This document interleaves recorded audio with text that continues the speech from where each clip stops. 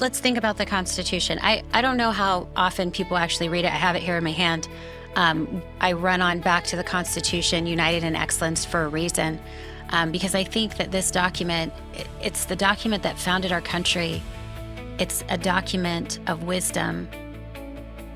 When things are loose and falling apart, we have to go back to the Constitution.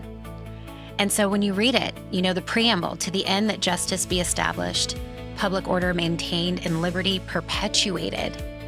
We, the people of the state of Indiana, grateful to Almighty God for the free exercise of the right to choose our own form of government, do ordain this Constitution. I mean, doesn't it just feel great to hear those words? And then when we think about the Secretary of State's office, there's very specific things in the Constitution that speak to our elections, for example.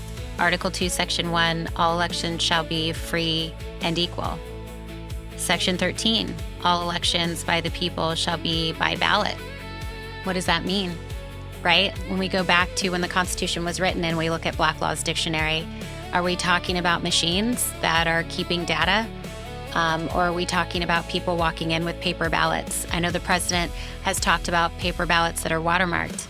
I know that I've gone all around the state of Indiana and said we need to hand count in our elections by precinct.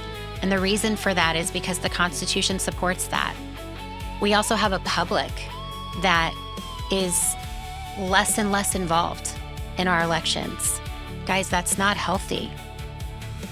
We have to be a state where we have the highest amount of the public, we the people, participating in our elections. And what better way to do that than to go to the next generation and say, we need you to be involved. We need you to participate in hand counting these paper ballots. We can talk more about that, but going back to the Constitution, Section 14, general election shall be held on the first Tuesday after the first Monday in November. Translation, one day.